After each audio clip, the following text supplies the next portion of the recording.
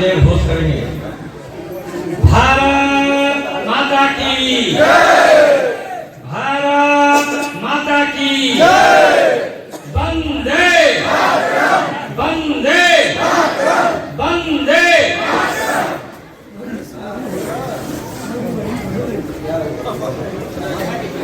अंतर्राष्ट्रीय मानवाधिकार दिवस की आप सभी को बहुत बहुत बधाई और शुभकामना।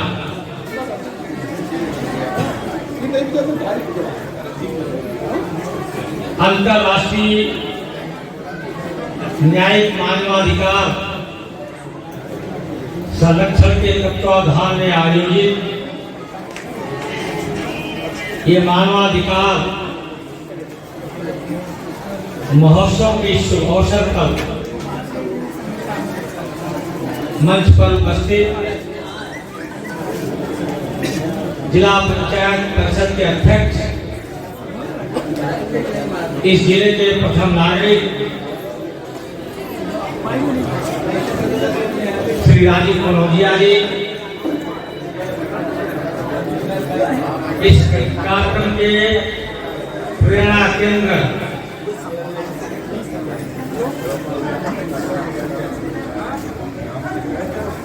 राष्ट्रीय मानवाधिकार आयोग के राष्ट्रीय उपाध्यक्ष श्री सुनील कुमार पांडे जी,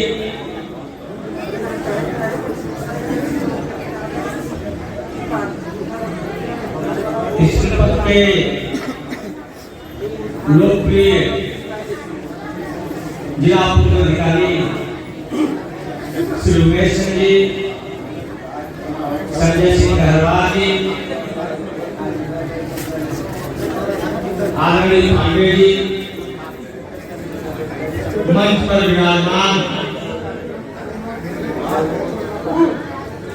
और इस सभागार में उपस्थित अंतर्राष्ट्रीय न्यायिक मानवाधिकार संरक्षण के सभी मान्य पदाधिकारी, कार्यकर्ता बंधु, बड़ी संख्या में उपस्थित मातृशक्ति,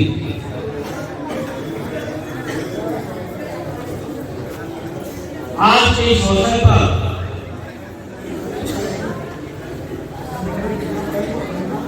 बहुत कुछ कहने की आवश्यकता नहीं है। अनेक वक्ता अपने मंतव्य और वक्तव्य हम सबके बीच रखे। मित्रों, हम सभी जानते हैं कि हमारा देश गुलाम था। हमारी जगत जननी विश्व वत्सला भारत माता ने वर्षों तक गुलामी की जंजीरों में जकड़ी थी। इसके हाथ में बेड़ी और हथकड़ी पड़ी थी।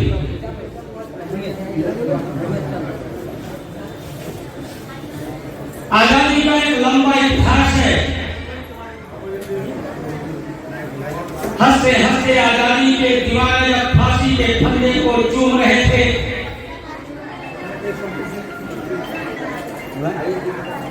आजादी के मतवाले जो अपना आत्मोत्सर्ग कर रहे थे, अपना त्याग कर रहे थे, अपना बलिदान कर रहे थे, अपने कलेजे के रक्त से जब इस देश की आजादी का इतिहास लिख रहे थे,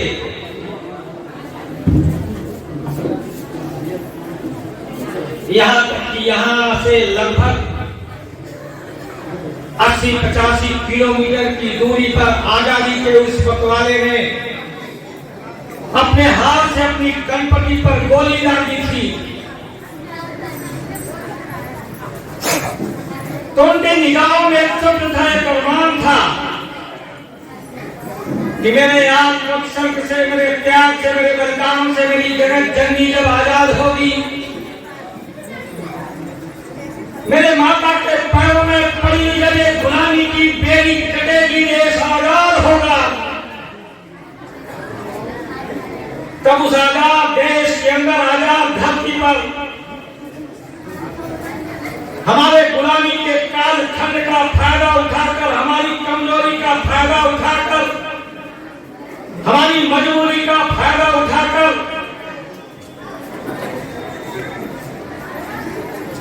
हमारी मूलभूत अधिकारों का जो हनन होता रहा है, हमारे जो फंडामेंटल राइट्स हैं, गुलामी के कालखंड में जो धूल भूषित किए गए थे, आजाद देश के अंदर, आजाद धरती पर यह सब नहीं होगा। देश आजाद हो गया, लेकिन जब इस देश के चिंतकों, विचारकों ने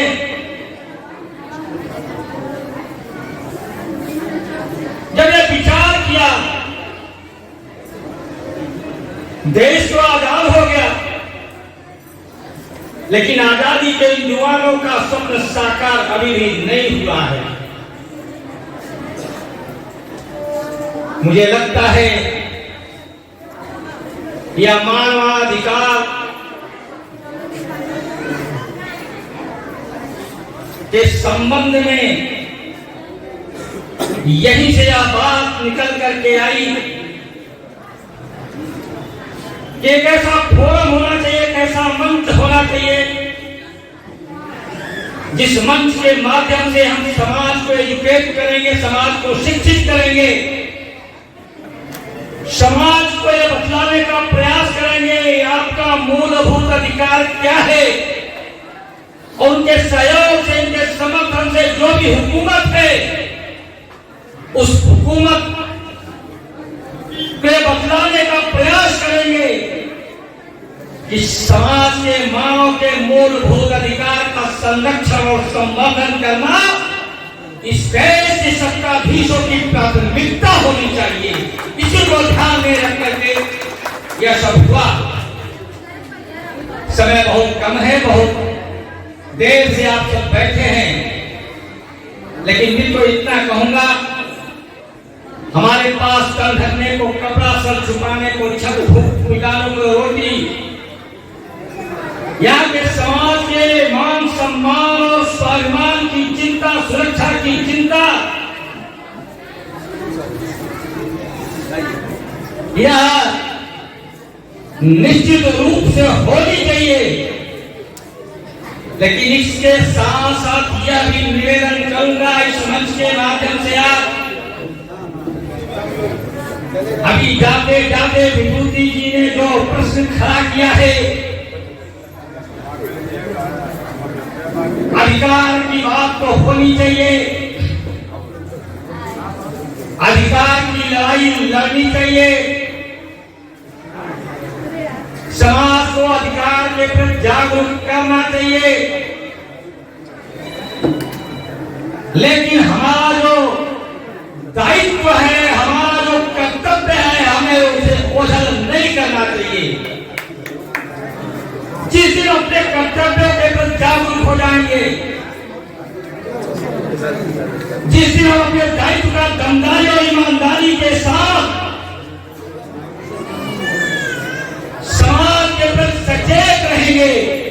निश्चित रूप से मानवाधिकार का काम पूरा हो जाएगा। आज जो विकृति दिखाई देती है, जो कुरीति दिखाई देती है, जो समाज के अंदर भ्रष्टाचार दिखाई पड़ता है, पर इसलिए दिखाई पड़ता है कि हम अधिकार की बात तो करते हैं, लेकिन अपने कर्तव्य को भूल गए हैं। इसलिए कर्तव्य विहीन होने के कारण चाहे जो भी क्षेत्र हो, शिक्षा का क्षेत्र हो, स्वास्थ्य का क्षेत्र हो, जो भी क्षेत्र हो, अगर कहीं पे भ्रष्टाचार है तो वहां पर बैठा हुआ व्यक्ति अपने कर्तव्य का दमदारी और ईमानदारी से पालन नहीं कर रहा है, इसे वहां दिखाई पड़ता है। अधिकार की बात बहुत अच्छी बात है, लेकिन अपने कर्तव्यों के प्रति हमें समाज के लिए सजग रहना चाहिए। इसी अवसर पर इतनी बात कहकर के मेरी बारी को विराम। जय हिंद, जय भारत।